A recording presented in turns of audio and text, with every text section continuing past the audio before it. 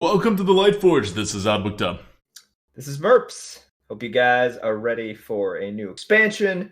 We have Galcron's Awakening coming out on Tuesday. So, pretty freaking soon. We don't know all of the cards yet, but The the adventure's coming out. Not only do we not know all the cards yet, except for the cards that they have released except for the first four cards, we don't even know what cards are going to be which week. So we just kind of don't know anything about what the meta is going to be like in on Tuesday when the actual adventures come out. Uh, we do have like 15 cards, not quite 15 cards, 14 cards 14. out of the 35 cards that are going to be coming out.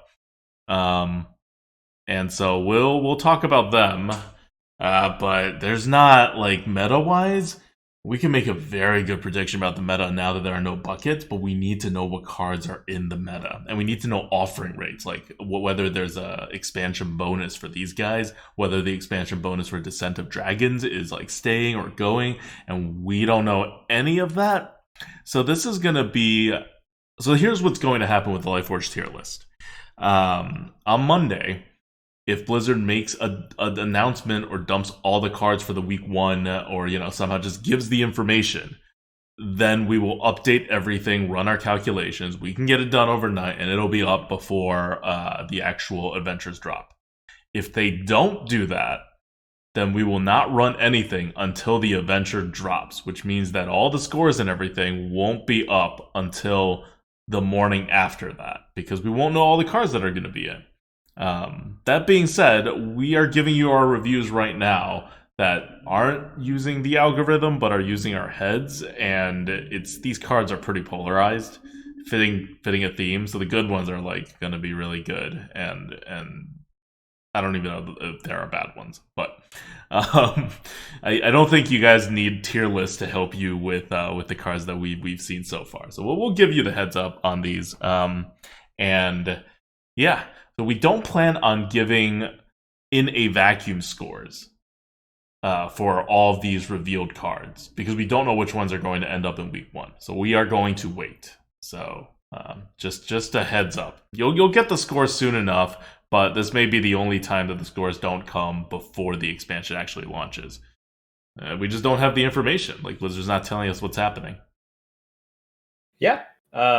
Like I said, first time that this has happened, so this is sort of uncharted territory here. Before we talk about the expansion, I think we talk about stuff that happened this week with the arena that we all know and love, right? And by know and love, we really mean the poacher meta is gone, the micro adjust meta is in.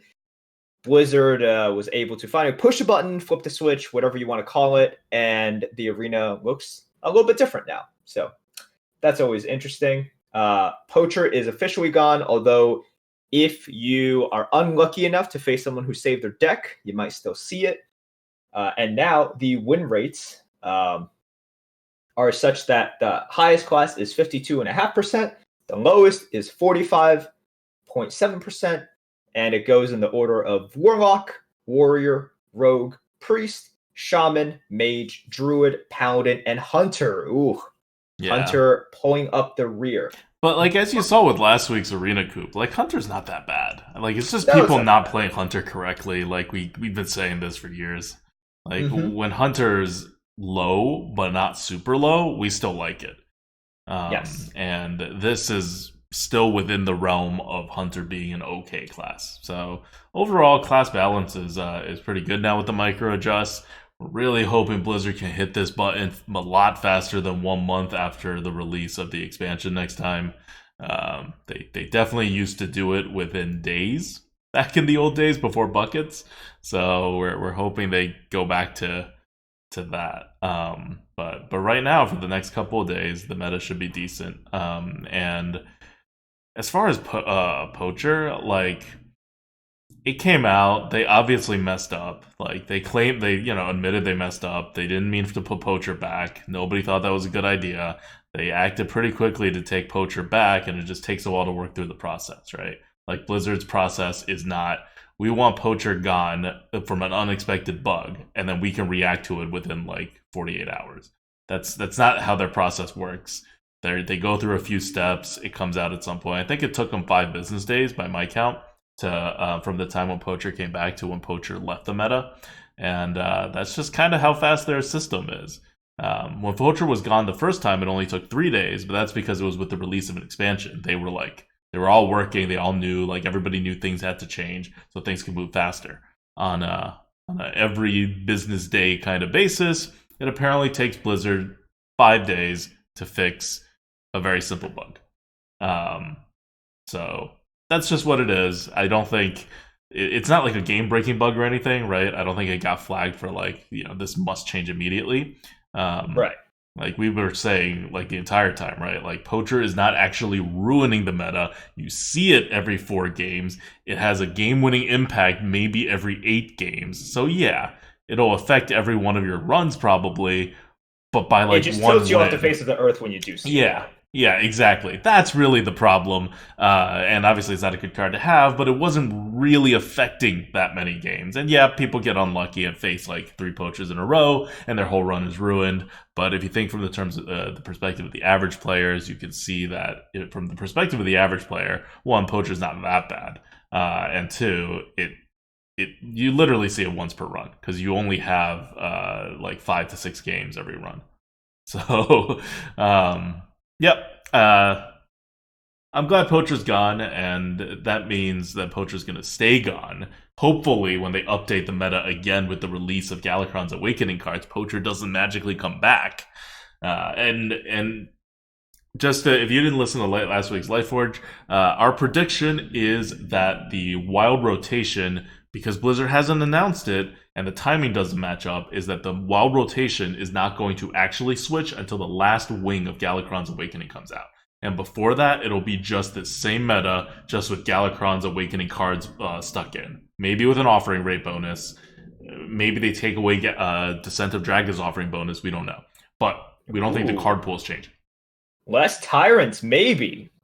Hopefully. Like, if they want a better meta, they should really reduce Descent of Dragons cards and just give the offering bonus to Galakrond's Awakening cards. Because Descent of Dragons is bad news. Like, I know people, like it's synergy, and so when you like break down the synergies, your dragons are less consistent and your dragon synergies are less consistent. And the dragon synergies aren't that bad. Like, we were saying this before the expansion even came out, right? Like, the dragon synergies, the swings provided by them are as bad as they ever are, kind of, but the swings provided by individual neutral cards have gotten so out of hand that in comparison, you're not really scared of dragon synergies. You're just scared of seeing tyrants. And so when you reduce the Descent of Dragons offering rates, you're reducing the number of twin tyrants in the meta. And yes, you are screwing over dragon synergies for everyone too, but that's not really a big deal right now anyway. Yep, I agree. So, all right, that's the meta for now. I don't have much to say about it. I played it a little bit.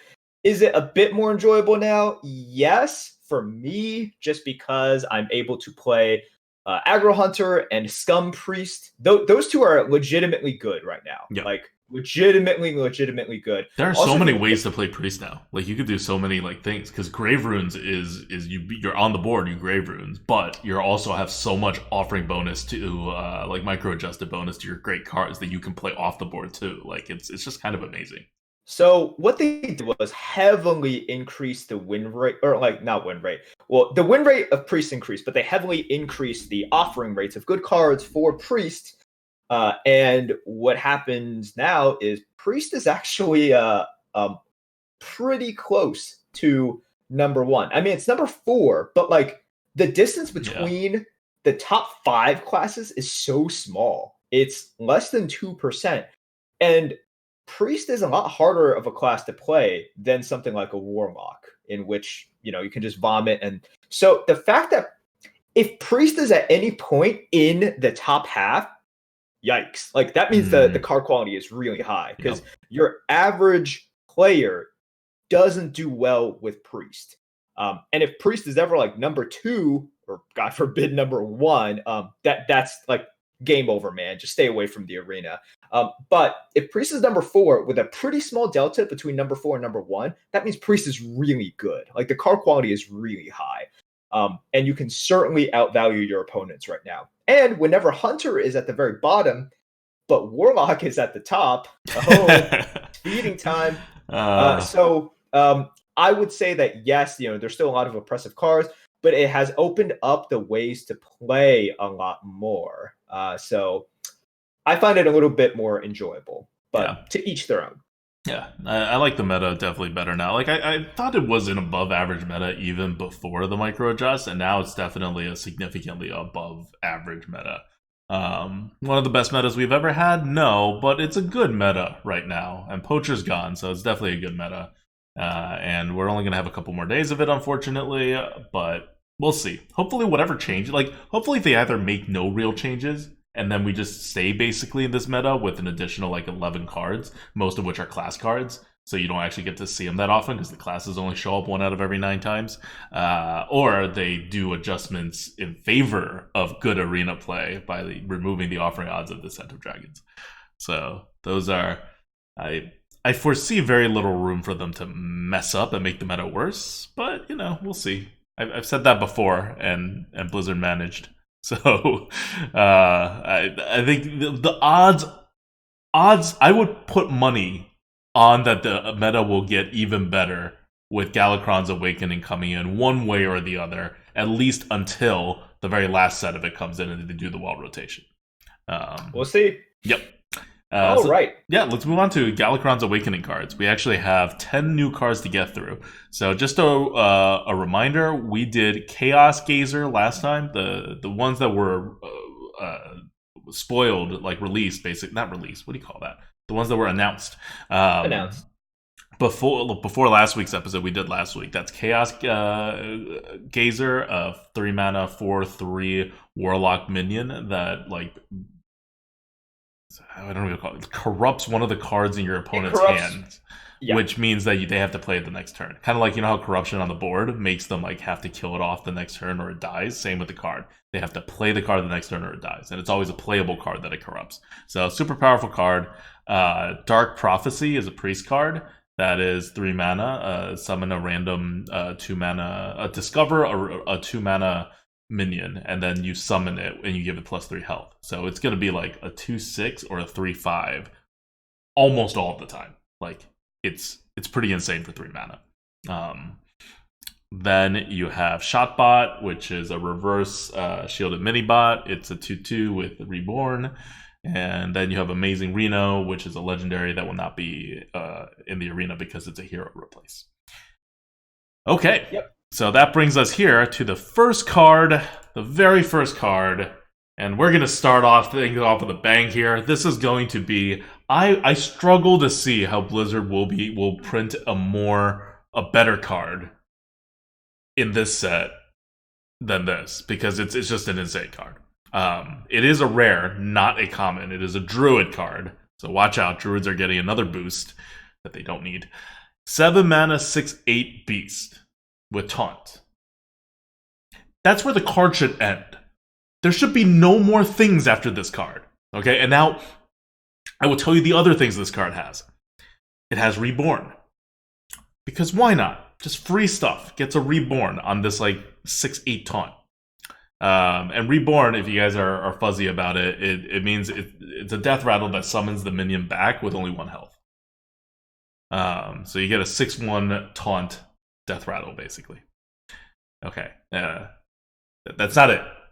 On top of that, it also has cannot be targeted by spells or hero power. So it has that evasive quality, and the Reborn minion will also have the evasive quality. So it can't be pinged off by Mage, for example. And that's Winged Guardian. Yeah, they've been really liking this effect recently. The cannot be targeted, the evasive kind of quality, which they're including in the names, but they're not actually including as a key word. And so here's the thing, right? I have no idea what goes on in the mind of the developers and the designers, but I imagine the reason why we're shifting a little to the evasive cards is because as the game necessarily gets crazier and crazier, like we said before, you can't reprint Pit Fighter in newer expansions. You just can't do that. So the game will get crazier and crazier. You have to keep printing removals, and the removals have to be different than the ones that you previously printed. So, and they can't just suck. So you're sort of like necessarily going down a path. And by printing evasive cards, you can try to stop that a little bit. One of the problems that you run into is that Arena, you don't have much choices.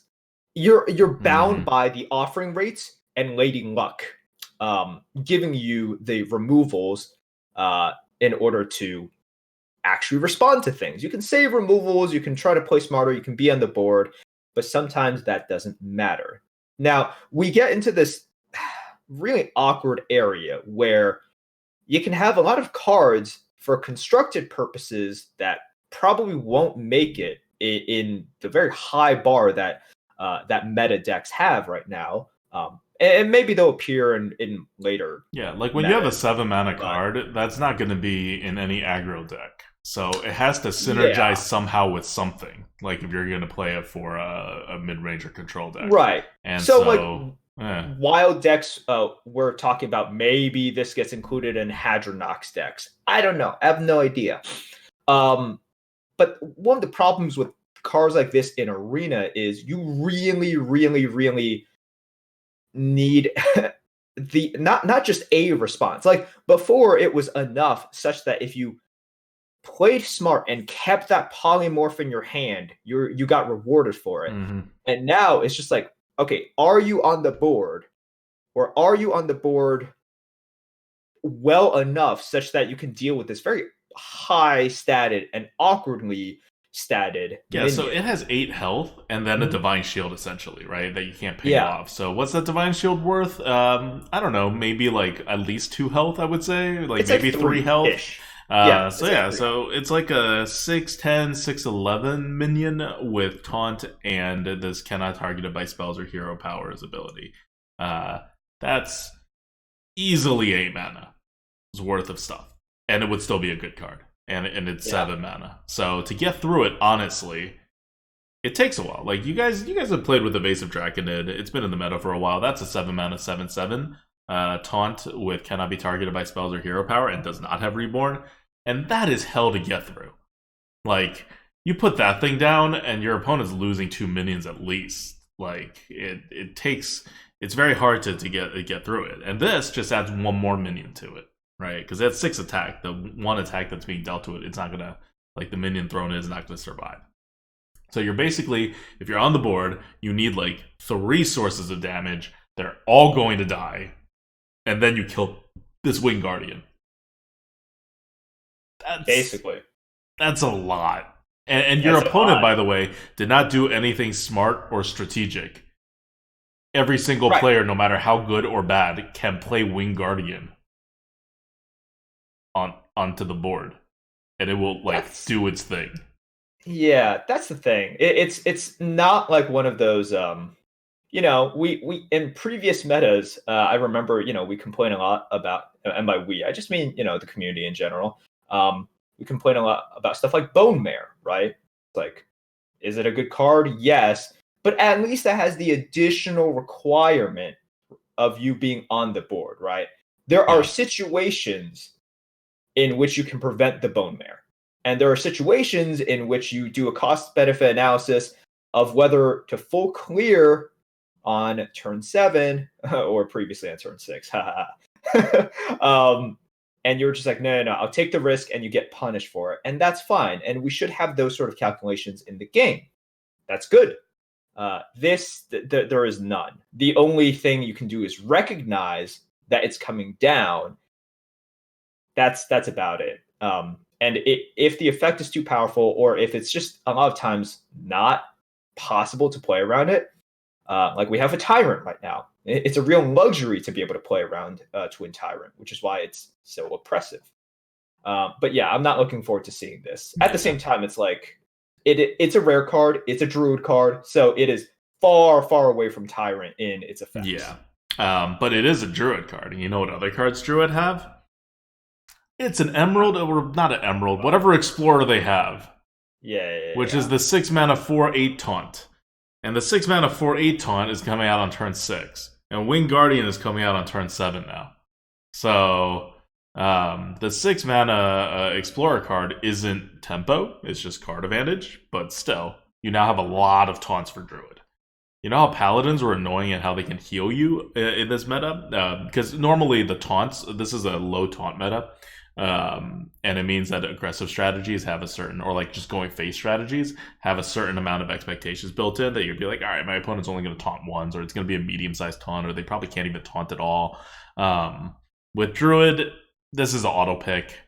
The Explorer is an auto pick. The Explorer is a common card. This is a rare card. Like, you're going to get taunted a lot, which fits in with Druid, but just that'll change the dynamic of Druid a little when you're playing against them.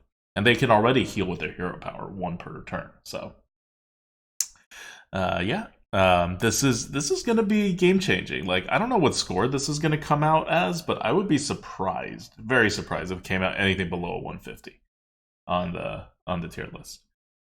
It's just really good. Yeah, It's just really, really good. Like, you guys have seen how good Evasive Draconid is, and this is just so much better. It blows that card out of the water. So, yeah. All right. Cool. You want to talk about the next card? Yeah, sure. All right. Next, we have a mage card. Sorry, it's a priest. I'm looking at the wrong date. Next, we have a priest common card. It's Aeon Reaver. Another dragon for priest. It is a 6 mana 4/4 common dragon minion with battle cry. Deal damage to a minion equal to its attack, not the Aeon Reaver's attack. The minion itself, that attack. So this is like a mini light bomb on a stick. 6 mana for 4/4. 4/4 is typically like 3.5 mana. So for 2.5 mana, you get not only a dragon tag, but that effect, which is pretty good. What would you pay for the effect by itself? If it was just a removal, like a mini light bomb effect. That's interesting. I think if it were 4 mana, it would be a okay card. I think it would be a 3 mana card. Yeah, no. That's why I say if it was 4 you mean it would be like a Yeti level card? Okay card, yes. Yeah, okay, Notice what I said. Mm-hmm. 3 mana is a good card. Yeah. 4 mana is okay. You're just like, I'm okay taking this. Yeah. So at the levels of most removals, it would be a 3 mana. Like if you're going to compare it to like the premium removals that all like classes have, right? So you basically have a 3 mana's worth of premium effect attached to this body. That's like, it's not that great is kind of my point, because what's a 4/4 worth on turn 6? Probably just 3 mana. So you have 6 mana and it kind of works. It's not you're gaining a little bit, right? You're gaining because it's a 3 mana card, right? And another 3 mana card, and this is 6 mana with just 1 card. You don't pay the penalty for the card, so really this should probably be 7 mana if you want it to be a fair card. It's a 6 mana card instead, so it's a premium card. And it's a dragon. I'm not even factoring the fact that it's a dragon, so that'll give it some boost, especially in priest as well. But overall, this is not at the level of something like what was that rogue card? The combo destroy a minion card. Vilespine? Yeah, this is not a Vilespine. Like, it may not have the combo potential to it, but dealing damage to a minion equal to its attack, you may think like, oh my god, it could kill a Deathwing, and it can. But for example, it's not going to kill whatever that Druid card is, like a Wing Guardian. Not even the first body. Whereas, I mean, okay, fine. To be fair, like an Assassinate can't even affect it. And this can at least deal 6 damage to it. But it's just not, it's not like a hard removal. It's a very conditional hard removal. Yeah. I agree. It's just a little bit awkward to use. 6 mana, and I've said this multiple times, minions are just getting more and more weird. polarized stats one way or the other, right? And that's not good for you either way. So minions are either doing stuff already with battle cries or death rattles, etc., um, or they're like 6/2s or 2/6s now. And if Yeah. it's a 6/2, then a 6 mana 4/4 deal 2 damage. You're just like, okay, that's not that great. And if it's a 2/6, that's even worse. I mean, Yeah. Deal 2 damage and don't kill it. then you're dealing 2 damage and not killing it. So in both cases, you're dealing 2 damage. And in the best case scenario, it's like, okay. That's kind of where we're at because Blizzard, like I said, it's a 5-year game. And in year 5, you kind of have to shake things up. And one of the things is just stat distribution, right? You can have similar effects, but you have to have polarized stats. Increase the amount of volatility in the game and on the board because you have these uneven stats. Yep. And keep in mind, when we're judging this, we're starting from the perspective that it's a premium card. So when we say it's not like ridiculous like Slayer, we mean it's not like super premium. It's still a premium card. You still take it. Like, don't take a Yeti over this. Yeah. Okay, so next we have a Paladin spell. It's a rare spell. 2 mana, Air Raid. Twin spell. So remember, guys, twin spell, you cast it once, a second copy of it goes into your hand, and that's the last copy. So you get to cast it twice. That's why it's called twin spell. Summon 2 1/1 Silverhand recruits with taunt. So 2 mana to summon double 1/1 Silverhand recruits with taunt. It's going to be pretty useful. These kind of cards are always pretty nice for paladins. It's part of the reason why what was it? The 1 mana 1/1 Lost in the Jungle? Divine Shield. Oh, no. Righteous Protector? Righteous Protector. That's right. in Battlegrounds, Merps. How do you not remember that card's name? Because you never care about the name. But yeah, Righteous Protector, for example, it's good as in it's really good tempo. But part of the reason why it's really good is the amount of breathing room it gives paladins. That's where its value really shines through.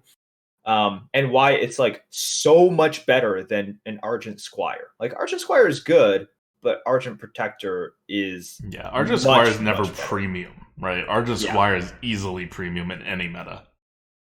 Yeah. So this does a similar kind of thing. The taunt really, you forcing your opponent to slow down a little bit, not be able to hit what they want to hit, and then you back it up with tempo swinging cards like Busted King, Seal of Champs, anything. Like really anything. It's very helpful. So this is one of those cards in which I don't exactly know what score it's going to get, but no matter what, it's one of those cards that is going to play very well into what paladins want to do. Yeah, so I agree it's going to play very well into what paladins want to do, but it's not a very powerful card. I think the score is going to be on the low end, the same way like Rapid Shot in Hunter, the score is on the low end. That's the 1 mana twin spell that deals 1 damage.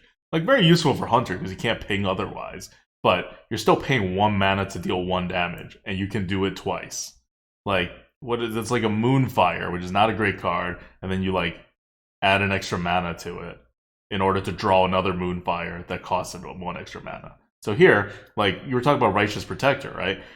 What's so great about Righteous Protector? It's 1 mana. This is 2 mana, and your second copy that doesn't even draw you more cards after that is still 2 mana. So you're paying effectively 2 mana to all over the course of your 2 cards to draw this extra card, and that's not only kind of a very large payment. Like when are you paying 2 mana to get a card these days, right? Like drawing a card is essentially free, or it costs like half a mana now in the good cards, and in the bad cards it only costs 1 mana still. Like costing 2 mana is like the good old days of like Gnomish Inventor. That's when it costs 2 mana essentially. So the cost is really high. Like I feel like this is designed for some kind of synergy stuff, and the arena just doesn't have that synergy stuff. And Righteous Protector is also a 1-drop. This is barely a 2-drop. barely a 4-drop. So I probably wouldn't take this over a Yeti. But it's a decent utility card if you've already curved out, or you can use it as a curve filler because it's a curve filler for both 2 and 4, which is decently useful. You don't see that kind of stuff a lot, but it's just not like a super powerful card compared to the other stuff we've seen, especially right in this expansion. Yeah, exactly.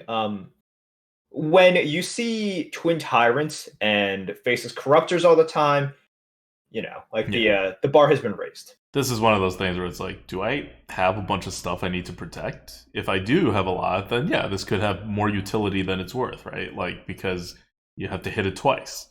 It's the same calculation, but obviously it's a better card. But it's the same calculation as a mage. Like, do you take that mirror image? Like sometimes you take that mirror image. That's a O2.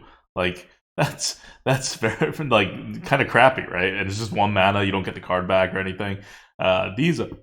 These are at least 1/1s, and you get an extra way to do this. And if you need to really protect something, you play all 4 in one turn, right? So, yeah. But the considerations for when you draft it are the same, outside of synergies, which you won't have. Okay. Next up, we have actually so Air Raid. Really, like from the reveal list, at least, it's the first time that a card came out that I'm looking at it. And I'm like, it's not as good as a Yeti. Everything else that's come out, it's always like, oh yeah, it's obviously better than a Yeti. Just like how much better than a Yeti it is. Okay, so now we have next we have a legendary card, Grand Lackey Urk ERKH. He's a Grand Lackey, so he's not really a lackey. It's a neutral legendary card. It's a 4 mana 2/3. After you play a lackey, add a lackey to your hand. Lackeys are 1 mana, so this will chain. Like on the same turn, if you have 10 mana, you're getting 6 more lackeys from this. If you only have 1, so it's kind of ridiculous as a card. In the arena, I think this will even have some potential uses after they bring back all the lackey cards. For now, this is a totally worthless card if it comes in on week 1. So there's just not enough lackeys, but all you need, like people might think in arena, it's like, oh, this would never be an arena card. This could be an arena card. This is great if once you get the lackeys in. It's brokenly good once you get the lackeys in. It's but right now we have like just so few lackeys. So few lackeys. Thankfully, that this is not a card. But as soon as lackeys like come back slightly. We predict it will come back in full force with the wild rotation. It only makes sense to bring back all of the Year of the Dragon sets all at once in the final rotation of the Year of the Dragon. Yeah. So that's when this card is gonna shine. Like this will be one of the top legendaries, and it'll be super game winning, I think. Because remember, a lackey is not just like an extra spell or something into your hand. It banks a mana. Like it's better than a normal card by 1 mana. All the lackeys should cost 2 mana normally, but they cost 1. Because you normally pay for the lackey beforehand, right, when you're generating it. And here you're just generating it for free, right? Yeah. Okay.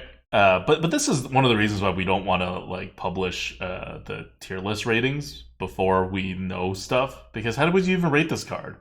Like we could put it out there and say like this card is a 30, and then all of a sudden some rotation comes with it or some offering odds change, and it's actually like the best card.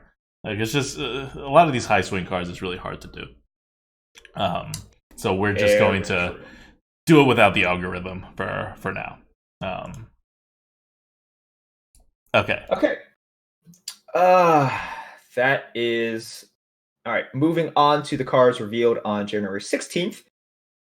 We have a common druid spell, 2 mana, Rising Winds. Twin spell. So adorable. You got to look at the picture. I know you guys are just listening to this, and if you're watching, we're not putting these up because we couldn't set this up in time to actually show you the cards. Yep. But it's so adorable. This is going to be one of my favorite cards. Yeah, exactly. So Rising Winds, 2 mana twin spell. Choose one, draw a card, or summon a 3/2 eagle, which I assume is going to be a beast. Not Yep. bad. This card is not bad at all. I mean, this is a theme for druids. Like, two slightly underwhelming choices, right? Mm-hmm. Like, but when you put it together, it's like, oh, two slightly underwhelming choices. Well, I can find situations in which one of the underwhelming choices is pretty good, and you get to do this twice. Not bad at all. Which makes it really good because, Exactly. like, think about Alec, right? Alec kind of Yeah. draws you a card some of the time, like 40% of the time, and it's in Hunters probably less than 40% of the time if you have a faster deck, and that is really good. This one draws you an extra card 100% of the time. It's just an underwhelming extra card. And that card, if you need card advantage, you can turn it into a card in your deck. You just got to pay 2 mana for it. And if you need regular tempo or whatever, you can just play it as a 2 mana 3/2. It's also a way of getting you 2 cards worth of cards while still giving you a 2-drop. Like, as in, if you get this early on in the game, it's a 2-drop with another card that you will play whenever. And if you get it later on in the game, you still get 2 cards worth of cards, like when you're top decking. So this is really good, I think. I think it's going to end up getting rated like super high. Like we're talking 150 at least. I can't think. I don't believe it will be below a 150. I could definitely see that. It may look a little innocent because at no point is it like totally screwing your opponent over, but the flexibility is its ultimate flexibility. Yeah, I can definitely see it being a very, very, very high card. Yeah. I'm looking forward to seeing how cute the eagle is. Oh my god, Like, the eagle better be that eagle that they show on the picture. So there's this adorable tiny baby eagle with like the light blue eyes and like the tufts of hair looking like it has a bedhead. Like it's great. Um but yeah, oh, and when I said like this is the way to getting 2 drops without like losing card advantage, you also get 4 drops out of this because you can also play it just as a 4 drop. So as a 2 drop plus a card, or as a 4 drop, or for 2 cards later. Like this is ridiculous. yep. All right. What's the next one? All right, so next one we have Arcane Amplifier. So we're back to these ridiculous cards after a brief stop in Paladin land, where Paladin, for once, did not get a ridiculous card. Arcane Amplifier is a mage common card. Oh, what was Rising Winds again? I forget. Huh? That's a common card too. It's a Okay, so common you're card, gonna yeah. see a lot of Rising Winds. Oh god, druids are gonna be so good. Arcane Amplifier is a common mage card. 3 mana, 2/5 elemental. Ability: your hero power deals 2 extra damage. Now, 1 extra damage. You may remember. I forget what the minions. Fallen even call. Hero. Yeah, Fallen Hero, which is a 2 mana 3/2, where your hero power deals 1 extra damage. Here, 3 mana 2/5, which is just as on curve as a 2 mana 3/2, and your hero power deals 2 extra damage. That means you will spend 2 mana to deal 3 damage with your hero power, and that damage doesn't just go on the board. So that's like a dark bomb every single turn, including the turn you play it. It's very, very, very, very good. You can think of it as like draw a card every turn almost. Not quite as good, but that's the level of goodness that this is. And it has 5 health. It's going to stay around longer than the Fallen Hero that only has 2 health. I hate this card. They this is such an annoying and oppressive card. I don't understand why they had to make it a 2/5 and Mm-hmm. not a 2/4. Mm-hmm. A 2/5 means nothing kills it head on, like on turn 3, basically. Like, oh, well, good time to pick Magma Rager or Ice Rager now. But yeah, like this thing is so annoying, and you're gonna lose so many games just because it's like, do you have the early game answer? Like, not just the answer, right? If we're talking about late game bombs and you having the answer to it, it's like, okay, well, by that time you should have drawn one, and it Yeah. was up to you whether or not you want to use it earlier. So once again, rewarding patience and proper play, and rewarding you saving that safety net. No, no. If this comes down on turn 3, for example, um, and you just don't have a response, a lot of times you just lose. That effect Hmm. is way too good in the arena, way too good in the arena because you just have like free frost bolts essentially. Not Yeah. exactly as good as frostbolt, but yeah, Every um, turn, you just get another every turn. one, and if you get this in the end game, all you have to do is have the board, and then you get like just unlimited card advantage every turn. Well, okay, it's limited. It's limited to a frostbolt every turn, but still, that's a lot of card advantage. That's really good. So it's just kind of like I don't know. It's too powerful. It's too game swinging. It does require a little bit of skill to use. It's not totally like unskillful. You have to know when to use it to trade into stuff. You have to know like when to how to play. Like if you're facing it, you have to know what minions are better against it so that they don't die immediately. But the skill is greatly outweighed by just how powerful this card is, right? Like, uh, I don't know. I mean, I just hate how good it is, and how hard it is to kill. I don't know why they couldn't have made it a 3/3, mm-hmm. right? Yep. Make it a 3/3. Um, Make it a 5-2. sure. I mean that in that case, that's like very fair, right? If they make Yeah. it a 5/2, I'm like quite happy with that because a lot of things kill that, but that's fine. Like that's totally fine. You open that up to a lot of neutral uh, early drops, also killing it. And by drops, like stuff like a troll bat rider or a scale rider, something like that as well. Like those also kill it, and I'm pretty happy about that. But yeah, a This 2/5. nothing kills, and it is a common mage card, and it will have the offering bonus in all likelihood. All of these will Yeah, have the offering bonus. yeah, and also they can snowball off of this because they can have two of them. Yep. Like It you fall stacks. behind, yeah, it stacks. You fall behind, and suddenly they're just hitting you for like a 2 mana for 5 damage, and then you never recover from that. You No. like literally never recover because that is just way too big of a tempo swing. Yep. I hate this card. I absolutely hate it. That I don't know what the thought process was behind it. It's terrible. You're going to lose so many games to it. It's going to be so annoying. Well, they missed Inspire. They thought Yeah, Inspire was such a good idea. Let's bring it back and make the Inspire even stronger. Because the snowballs and normal Inspire cards back in TGT that was for a different era, right? Like different swings era. are way harder now, so you got to snowball way harder too, which is true. But the premise for that is they made swing so bad that in order to stay relevant, you have to. This is just a drug, right? Like that's what swings are. Like when you like up your amount and you get a tolerance for it, you just got to move on to like stronger and stronger opiates. It's just To the stronger stuff. it's just how life is, and designing a card game is no different than a heroin addiction.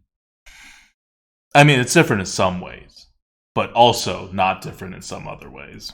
Oh yes. So Argent Commander is the gateway drug, and Twin Tyrant is That's what is you end up with after 5 years. You think you have it under control, right? You have a lot of professionals. You spend the money, right? You're functional. Yeah, you go to work, you earn your money, and then 5 years down the line, it's like, yeah, this is starting to look a little bad. We will see where Blizzard goes from here. It's hard, right? Like once you're an addict, it's kind of outside of your control. Like, what would you do as Blizzard, right? Are you going to stop printing? They tried, right? They went to rehab for a year, the year before the Year of the Dragon, and didn't stick.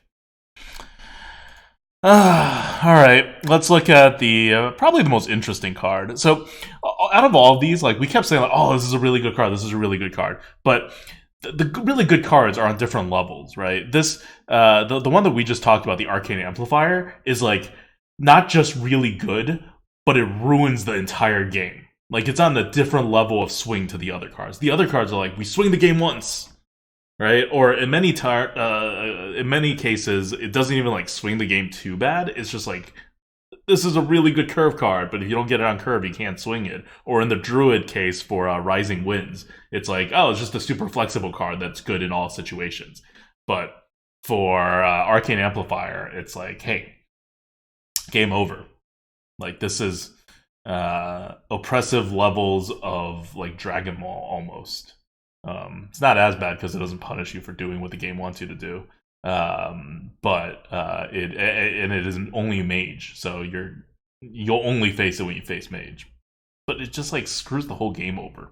It's badly designed. Like think of Flappy Bird. It's a good example. Think of Flappy Bird. But this is actually really good. Whereas Flappy Bird was like a Yeti level card that just kind of gets out of control and is not fun. This is like a super premium card that also gets out of control and is even less fun. Because Flappy Bird, there was it also made it more annoying in some ways because it was like because it's not always good. So when it is really, really good, it's more frustrating, right? And it makes you feel even worse. This just makes like Flappy Bird would sometimes come out and do nothing, and other times just punch you so hard in the face, like literally punch you so hard in the face. This card just holds you down and then just like kills your morale. Like unless you have the immediate answer, it just suffocates you within the game. Because you can't really do anything. It's got too much health, and the mage is going to wear you down with her now incredible hero power. So yeah, it's just going to be like super duper annoying, and definitely my most hated card for a long time. Like Twin Tyrant at least comes out on turn 8, and like we said before, it's a card. It does its thing. It's done. Yeah. This I hate. I don't like. Oh man. Yeah. Anyways, enough about that. Moving on. Here's a really interesting card. I love this design, by the way. It's Eye of the Storm. It is a common shaman spell. 10 mana. Overload 3. You love these big shaman spells. Oh, I love it. Remember Elemental Destruction? Oh, that was so good. These are just very well designed. Very well designed. If it was well designed, you also wanted it to be like a 200 or something. I also like how powerful it is. This one I don't think is all that powerful, but I do like the design. I like the design because it's not that swingy. Like for a 13 mana card, this is about as like not swingy but yet playable as you can make it. This is also exactly what you want out of a 13 mana card. Yeah. Right? Yeah, exactly. If it's that expensive and can't be played until turn 10, dude, it better be like beefy, or it better do something immediately. Yeah. Triple Taunts does something. Okay, so here's what the card actually does. It is before we analyze the card. It is summon 3 5/6 elementals with taunt. 3 of them. 5/6 elementals. That adds up to 33 stats for 13 mana. That's not that many stats for 13 mana. Like, I don't know what a 10 mana card should be, but like a 10 mana 16/16 is not that great of a card. Yeah, it's good. It's like quite good. But the fact that you can't play it until turn 10 and you're just getting like pretty good stats on it. That's right. Yeah. And it has taunt, which it's the triple taunt there, right? It's like the Toads thing, Plague of Toads, that has the triple taunt. It's very annoying. And it fits the theme, and it's something shamans have already done, so it's not just doing something weird. And it's making sure that, like, because shamans have always had extra taunts because of the totem. So this has always been a shaman, like, kind of theme in a way.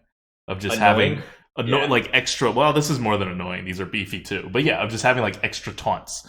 Not, like, concentrated one giant taunt. That was more of a druid thing, except for Spreading Plague, which is what made Spreading Plague such a terribly designed card. Because it just broke what druids did. But you could argue that druids does everything, right? Like, so it's kind of weird. But here, this is very much on theme. It's not super powerful. It does what a 13 mana card should do. And it's not a card that I think like is too powerful or too swingy for the arena or anything. It's like, hey, this is just a lot of stats, right? We could have sprinted and then put a lot of stats out, but we're all just going to do it all at once here. Yep. Okay. Next we have a neutral legendary card. Sky General Crag. It's a pretty badass looking pirate. 4 mana for a 2/3 pirate with taunt, Battle Cry.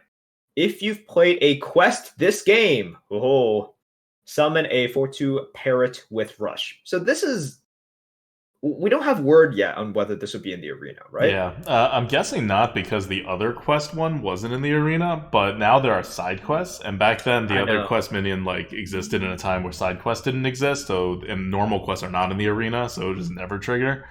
I don't know if this is in the arena or not, but it's a legendary card. I don't really care about it, and if you can get it to trigger, it's still not all that good because then you get a 4/2 rush, which is what, like a 3 mana card, and then you add a 2/3 taunt, which is like a 2 mana card. So you can't play it on curve exactly for those two segments at least, and it's a 5 mana card that you get to play for 4 if you trigger it.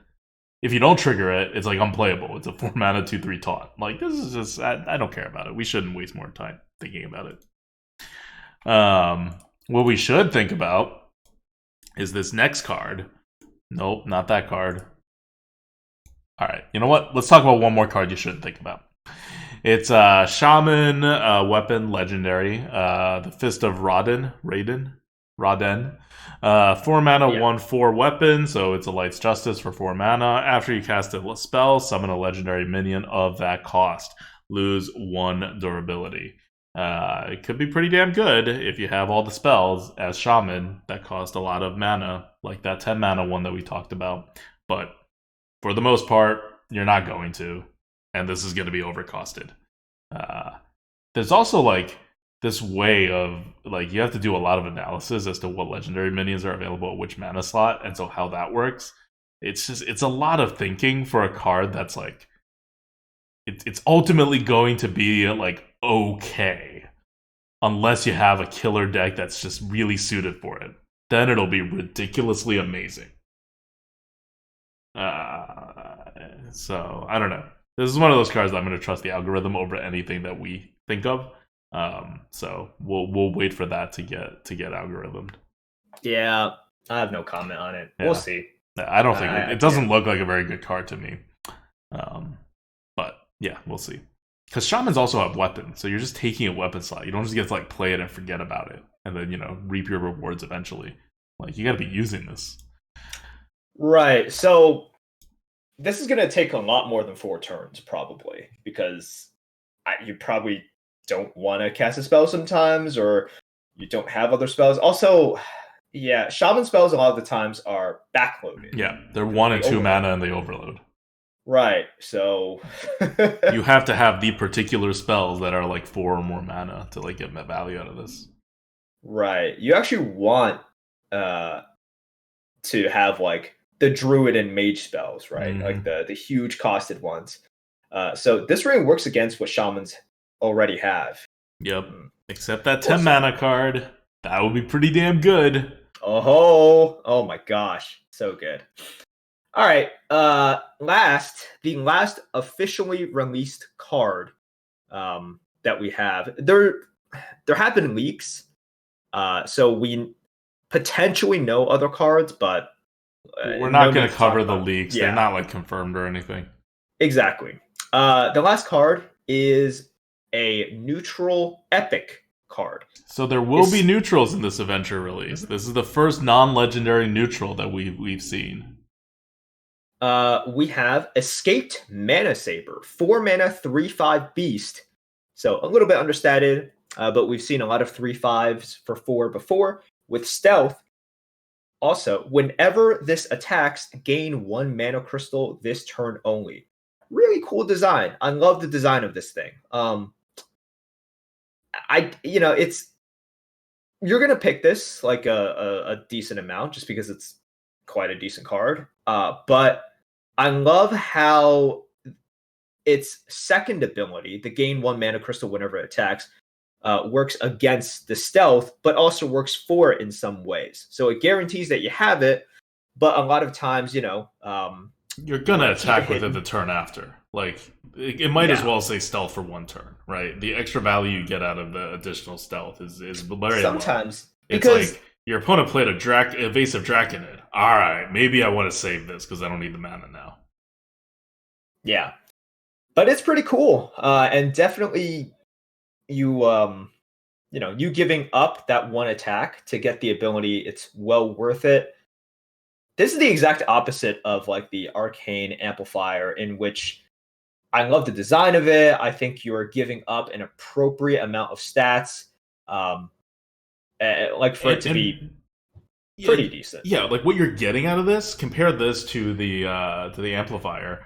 What you're getting out of this is one extra mana every turn. What you're getting out of that is two extra damage. Two extra damage is worth not only usually two extra mana, but on top of that, it is also worth the card advantage of those two extra mana. Here, you're just getting mana. You still need the cards to put stuff out there, right? Like, just getting you mana Right. doesn't do anything. So, this is like a way less powerful repeating effect. A way less powerful swing. Even if it triggers every single turn and your opponent can't stop it. Like, you're not going That's a to good way win to the put it. game on this that often. Whereas with the amplifier, you're going to win the game on the back of that card alone a good number of times. Right. And with this, it's like you have to attack with it, right? Which a lot of times won't matter because you're just like, oh, okay, I attack with my minions anyways, until you are actually faced with that decision or that tough, like board in which you actually kind of want to keep a stealth or you don't want to attack with it. The amplifier, you just get it for existing. And that's what I hate about it. Like, there's no boxing in at all. There's no forcing your hand a little bit. And that's part of the cost of like Mana Saber. Like, a lot of times you won't think of it as a cost, but it is a cost. Like, saying you have to do this instead of doing this other thing to get the reward, well, that's a cost. You might want to do a lot of times anyways, but I like the situations that it presents. With Amplifier, all it has to do is exist, which is the simplest and most brain dead kind of condition that you have to meet. It's like, okay, is this thing alive? Yes or no? So I like this card a lot more in terms of design. I think it's pretty cool. I like what they're doing here. Mm-hmm. It's just another opportunity for me to complain about Amplifier. It's just for Amplifier. It's like whenever they create, what was that Caverns of Time card, mage card that like you get a random the Dreamer. the Dreamer. What did you get? Like a random 2 mana card or something? 2 mana spell every turn. Yeah, 2 or below. 2 or below mana spell every turn, so you just get an extra card. So that one doesn't even give you tempo, right? It just like gave you an extra like card every turn, and it had 3 health, and it was a 1/3, and you couldn't reasonably kill it on curve even so many times. And so what really amazed me about that card, like we all knew it was going to be a great card. We rated it like, I don't know, like almost a 200. But we didn't think it was an on-curve card. Or at least I didn't think it was going to be an on-curve card before it was actually in the game. Because it's like, well, it's a 1/3, you're going to lose so much tempo. But you just got the tempo back from that so quickly because it snowballed every turn and gave you a card that got you effectively one more tempo back to account for it. And it doesn't die because there were so many 2-drops that didn't deal 3 damage. And there were so many times your opponent missed a 2-drop. So that was ridiculous enough as it is. Now you're taking that same format, right? 1/3 on 2, now you're 2/5 on 3. And now instead of getting you a card that gives you 1 mana, you're effectively getting a card every turn that gives you 2 mana. Like, Caverns of Time was ridiculous. This card is going to be worse. It may not be as good strictly power-wise, but the swings are larger. And like we spent probably triple the amount of time so far talking about how bad Amplifier is compared to Wing Guardian. And Wing Guardian was the card that, if you don't remember, I'll remind you, 7 mana, 6/8, taunt, plus reborn, plus evasive. That's just like the definition of a power creep ridiculous card that makes no sense and should not exist. But we're not even that concerned about that card, because at the very least, you're just going to throw a bunch of stats in it, and it's just powerful. It doesn't win the game by itself. Like, if you are losing hard, like, that game is this isn't going to help you. If you're, like, winning by a little bit, this may flip the tables, but not, like, by, like, too much. Like, if your opponent's ahead by 2 more cards or, like, 2 more tempo swings, they're going to get you. But here, you not only have a curved card in Arcane Amplifier, but it will win you the game played on turn 3. It will win you the game if you, like, flip the board once and then stick it, and your opponent doesn't have a 5 damage removal, which is going to happen a lot of times. And even if your opponent does have a 5 damage removal or a hard removal or something, now your opponent's using a hard removal on a 3 mana card that already got value because you're playing in the late game, so you've already used the hero power. Like, it's silly amounts of swing and game winning potential. Very silly. All right. Well, that's Galakrond's Awakening so far of what we know. Just to remind you, we know right now almost half the cards, but not even quite half the cards. We will review all the cards that come out. So we'll keep this going. Like next week, I don't know. I assume that they're going to release all the cards tomorrow, and this is just a very late data dump. Or if they don't, then when the actual expansion is released, they're going to data mine everything because all the information's already in the game.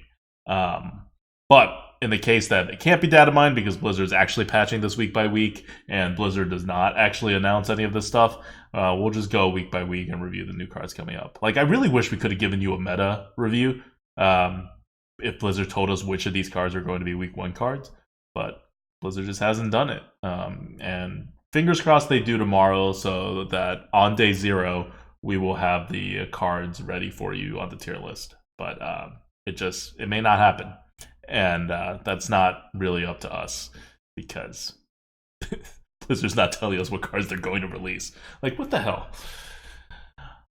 All right.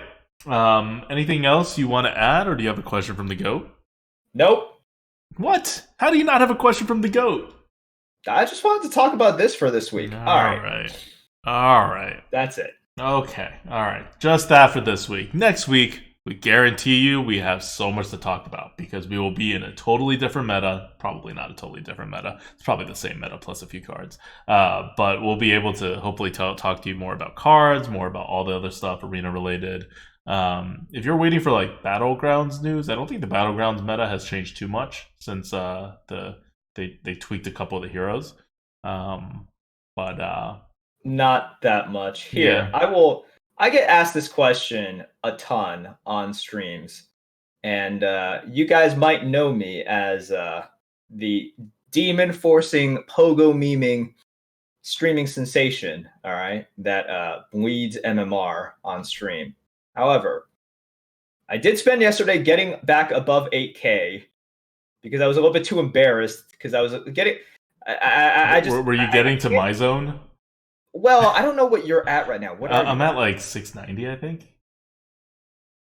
6,000. Yeah, 6,900, 6,000. Okay, maybe yeah, 800. I need to be 1,000 higher than you. That's like that's just, and I was just like, this is too. No, I can't do this. Like you and Dreads, like you guys are just great motivation for me to like to keep memeing, but to make sure I don't lose my all of my dignity there. Like, I'm not even kidding. I most misplays don't matter, right? But I get roped or misplay in a way that even I recognize it's a misplay, like almost immediately, if not immediately as I'm doing it, at least minimum like 6 times per round, like per That's game so much. of Battlegrounds. Yeah. That's so much. And I like, hover around like 7,000. So, and there's more times that I don't recognize that I'm doing something wrong, right? Because I'm not like at that level that I would recognize literally everything that I'm doing wrong. But yeah, and that could still hover you around 7,000. So it's not that, and I don't play a lot either. So it's not like I'm grinding my way anywhere. All right. So, for those of you guys who asked me, Merps, I'm stuck at 6K. Merps, I'm stuck at like 5.5K. What advice do you have? I have a few simple tricks. Leaderboard players hate them to help you improve. And number 1, it's just play for tempo. That's it. Because I can speak from experience because I recently leveled up my EU account to about 7K.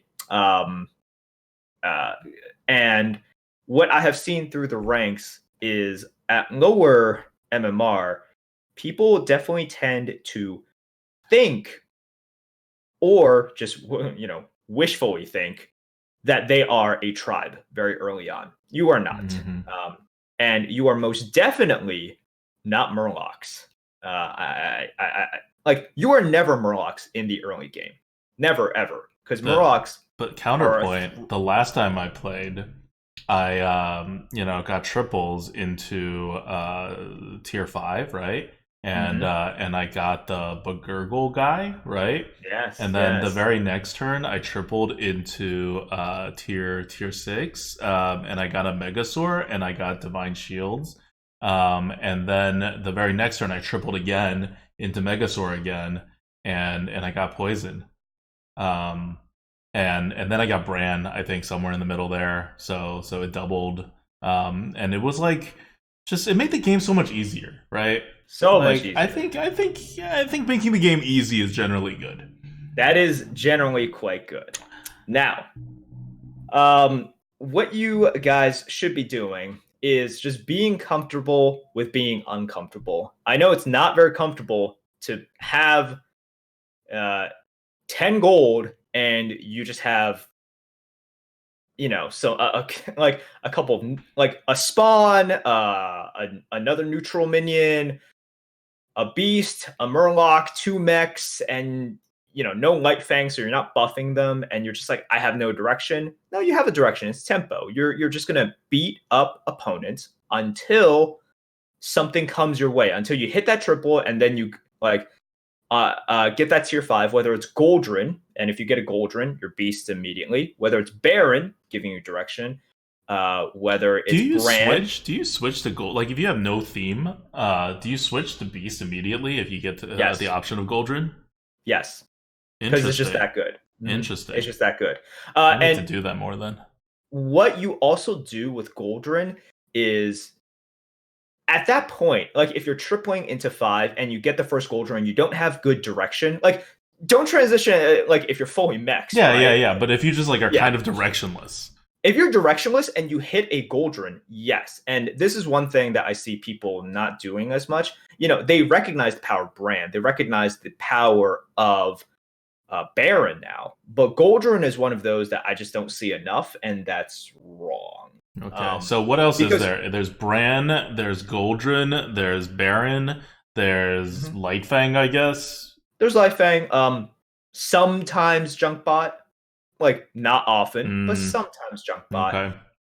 And then if you're beasts already, you can also pick the Overkill 7/7 minion as well. Right. But I mean like something that'll make you just switch into like if you are directionless and then you get one of these on like a triple discover or whatever thing, Yeah. you can just switch into it. Is that like the full list? Mama Bear on 6? Anything else? So you have Mon Bear on 6. You can also do late game Murloc full switches. That's actually a thing. Like That's too complicated for me to talk about at the end of a podcast, but there is such a thing as full scale Murloc switch. You need so about two turns to do effectively. and you need a Megasaur? Like this is after you discover a Megasaur? You can go for the mega, like you don't have to have it in hand, but you can have triples. You need a brand. You have to have a brand. You have to have brand ready. Oh, okay. And the full scale switch only works if you are facing something like demons, Right. not something like mechs in which they can keep on refreshing over and over again, or That something seems like advanced and Death Rattle. complicated. Like That seems like it's it very involves complicated, scouting which and is switching everything, and you already having a brand, which means you already have some sort of a game plan.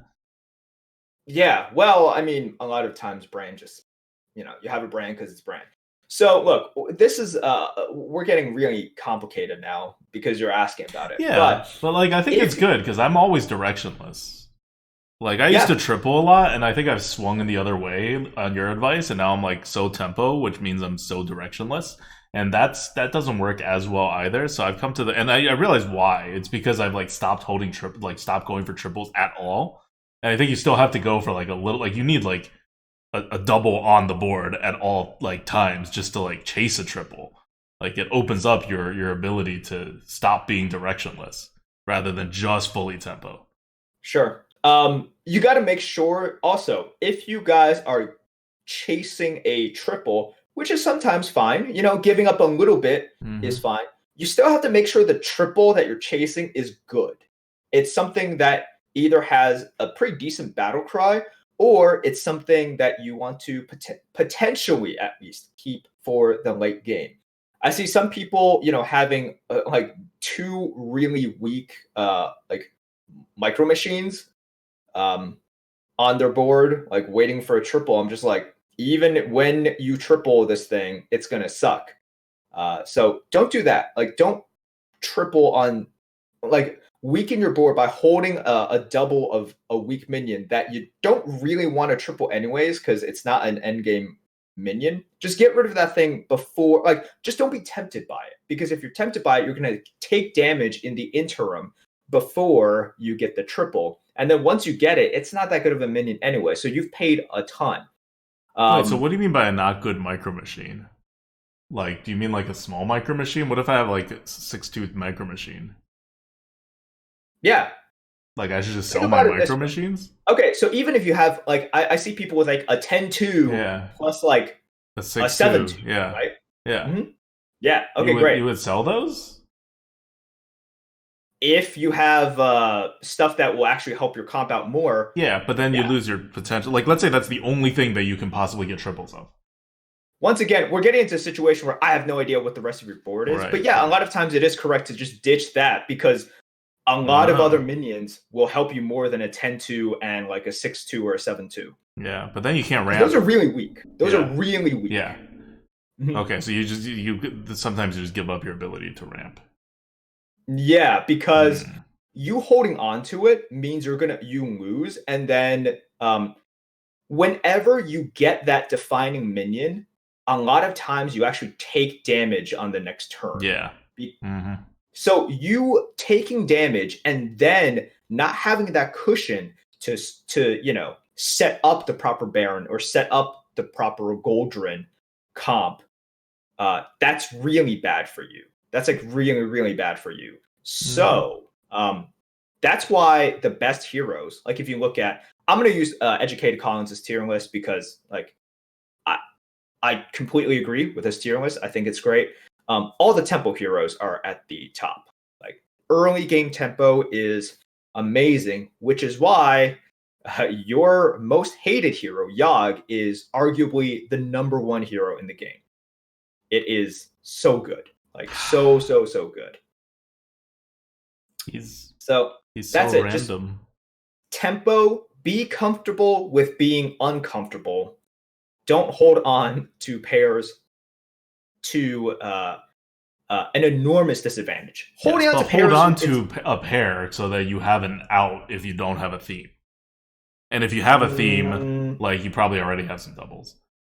Like if you're just like wandering and you have nothing that you're doing, I'm gonna hold on to a pair because otherwise I have no plan and I can't sure, get to a sure. plan. I mean, Because the only way yeah. you get to a plan is you either get to 5 like normally, right? Mhm. Which is an insane amount of commitment of loss of tempo, or you slingshot your way there, and in order to do that, you need a triple. So I don't know. I think you should keep at least one, right? Give yourself an out. Like, unless it's like you're trying to keep 2 1-1s on the board. I would say most of the time that sounds fair. But once again, this is what makes Battlegrounds hard, right? Mm-hmm. Like, you have to. But I would say yes, most of the time that sounds absolutely fair. And then the last piece of advice before we wrap this up. So other than just playing for tempo, at the end of every turn or during the battle. So once again, just like when I taught you guys about turn planning in the arena, what you need to have on top of your, like, on the top of your mind at every single turn before you go into the next recruit phase, you have to identify, what is my weakest minion. If you are actually spending time thinking about what your weakest minion is as you're Mm-hmm. buying stuff, then you're doing it wrong. Mm-hmm. Always know what is next on the chopping block, because you have so much to think about already. You don't want to like be like, yes, I want this, yes, I want that, yes, I want that. Spend all of your gold and then be like, oh, how did I do this? And a lot of the times, by not planning ahead like that, you don't have enough, or you don't have the correct amount to hero power. Or if you hero power, you only have 6 minions on the board because you didn't plan it out well long enough. So always know ahead of time, okay, what is my weakest minion? And sometimes if you're in the late game, like you can't replace anything, and that's fine. All you're going for is tripling, but you need to recognize that. Otherwise, you need to know what's your weakest minion and what am I going to replace him with. Like, is potentially 3 buffs in the next turn enough to just get rid of this? Sometimes it's easy, sometimes it's very hard, but always have that on your mind. There's not enough time for you to figure that out in addition to re-rolling and buying. So think about that when you are in the battle stage, because you should be using up that time. If you're not using up the 30 seconds it takes for poison to clash into 1/1s and everything, then you are look at this high roller with poison in his meta. Yeah, I know. Yeah, that's the time that I use to consult Twitch chat. And Twitch chat is enormously helpful, usually giving me 3 different ways of playing that 3 separate people from Twitch chat support each way. And I'm like, come on, I'm trying to listen to you guys. But yeah, no, it's definitely a good setup time. And it's actually a lot of time that you have when the auto battler is happening. And for someone who, yeah, and for someone who is very slow at actually playing the game, that time is very valuable to plan ahead so that you can actually do more stuff on your turn. Yeah. So you want to preemptively think about okay, well, was this good positioning? If it's not, get the positioning out of think about the positioning during the battle phase. Identify your weakest minion, think about the direction that you want to go. Think about, it's okay, well, on the next turn it costs this much gold to level up. Am I strong enough to tier up? These are a lot of the things that you should be able to, if not make a conclusive, or if not definitively conclude, you should at least be thinking about that so that you use a lot less time during the recruit phase, because I said, you don't have enough time. Buffer your decision making during the auto battler phase, and that's also if you're coaching someone or something, that's when you do the coaching, because when and towards the end of the turn, right? If the turn is over, because during the turn is really hard. It's really hard. Twitch chat keeps trying to scream at me during the turn to do stuff, and I get it. If I'm doing something totally crazy, you're like, "What the hell? You just passed up a Murloc, and your Murloc's a Murloc buff," and I'm like, "Oh, I didn't see that," but that's not helpful. Because you're not going to catch me in time, and I'm not going to wait for you. That's not going to work. But anything that is said during the auto battler phase or after my turn is over, that's what I'm thinking about, right? I'm trying to analyze how I did, where to position stuff next time, what my possible options are, so that I'm going into the next turn with a multiple choice and a decision map, rather than just totally freestyling it. It's a lot to think about. It's a lot to think about. It's a fun game. It's a very deep game. All right, cool. We just tacked on a 20-minute discussion on BGs. That's what we do at the Lightforge. We're a modes podcast now. Modes. All right, that's it for today. We'll see you next week. Until then, this is Adwicta. This is Merps. See you guys. Bye.